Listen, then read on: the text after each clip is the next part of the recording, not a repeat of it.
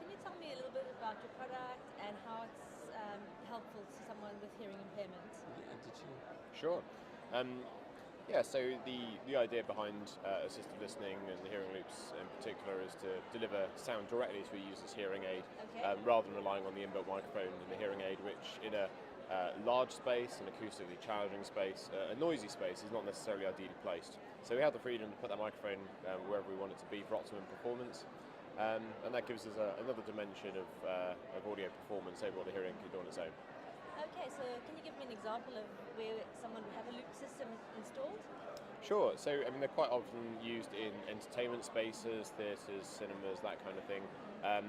Education is a large sector for us. Obviously, the detail level that people can receive when they're in that kind of environment is very important. Houses of worship are a big sector for us, as well as the corporate environment. But really anywhere that you want to hear music or speech clearly in a challenging environment. Okay, so in a nutshell, how does it work? Right, so the idea is that we feed a really clean audio input from a locally placed directional microphone or series of microphones into the system we're using. Now, loops specifically transmit audio wirelessly using a magnetic field. Okay. So the loop itself generates a magnetic field, and then the telecoil in the hearing aid converts that back into an electrical current, which the amplifier in the hearing aid can process through the user's ear. Okay, so if someone's at the theatre and they're sitting, say, in the middle of the theatre, that dialogue might not travel well to the microphone of the hearing aid. That's it. And so there'll be pickups near the actors or on the actors, and then that will convert into the loop system and then into the hearing aid wirelessly. That's right. So sometimes in a meeting room, you might have a dedicated microphone system just for the loop. But in something like a theatre, it'll be connected to the house sound system. So the actors, performers are wearing microphones for PA sound reinforcement purposes anyway, acoustically. So we can take a feed from the house sound system, and effectively from a user's point of view, it's like they're plugging a pair of headphones straight into the mixing desk of the venue, which gives them the effect of being sat on the stage with the performers. Okay, so nice clear speech. That's the idea. Okay, where else might we bump into loop systems on our day out into town? Right, so we've talked mainly about perhaps people's destination, but a growing area for us are transport systems. Okay. So we've equipped a number of fleets of trams with loops now, so people can hear the announcer which stop to get off.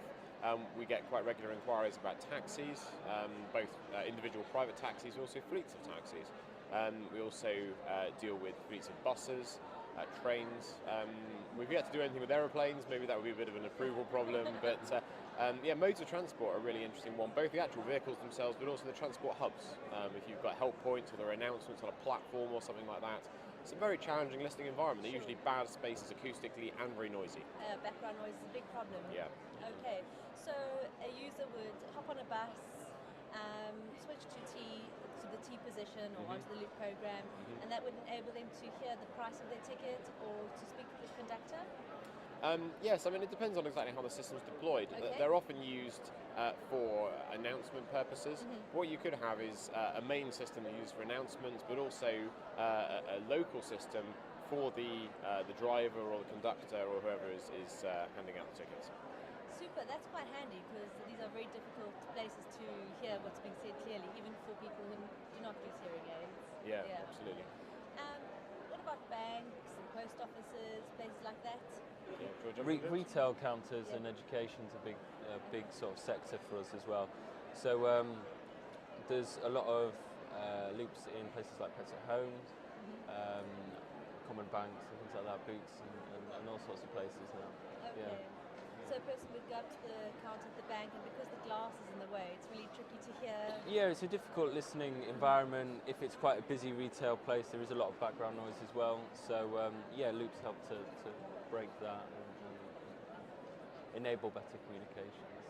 So if someone had to return an item to their local high street supermarket, would they be able to use a loop in that environment? Yeah, for sure. And we look at making sure that staff are trained, because a big issue is that the staff some of the time don't charge the units, or they are not even aware of how to use them. So training's also a big part of that. And are there any online resources for people to learn more about using loop systems? Yeah.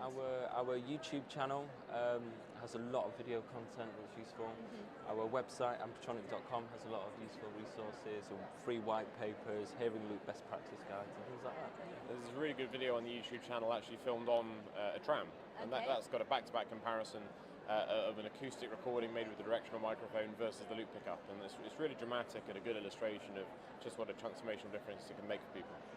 So, what is your message to people out there who are considering hearing instruments or already have a hearing instrument but might not know that they have a loop system in the instrument? Well, I think the first thing to be aware of is that the technology exists. It's out there in all kinds of different environments in the world outside, and also, of course, technology you could use in the home as well. Yeah. So find out about it, and once you're aware of it and how to use it, go out and enjoy it.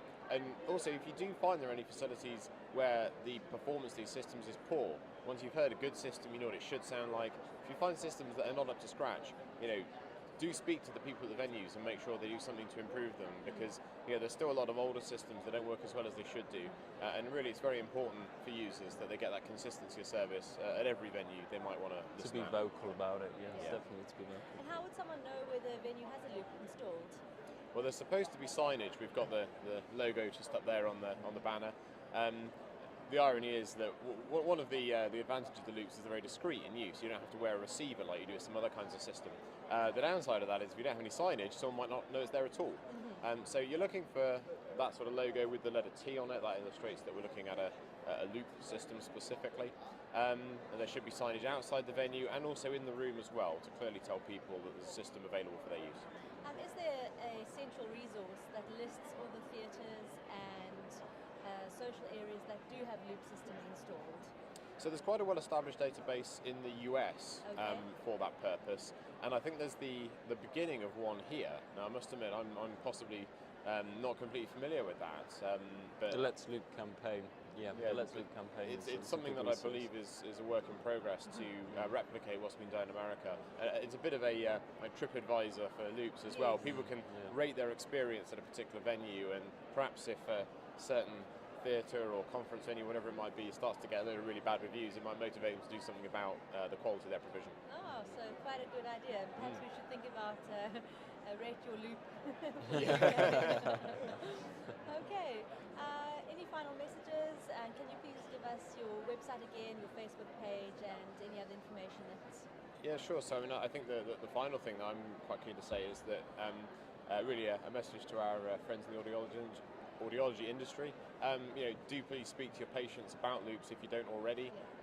Show them the benefits of the system, how to use it, and also tell them that once they've heard a good system, if they come across things that don't work so well, do mention it to the venue staff that this is not what it ought to be.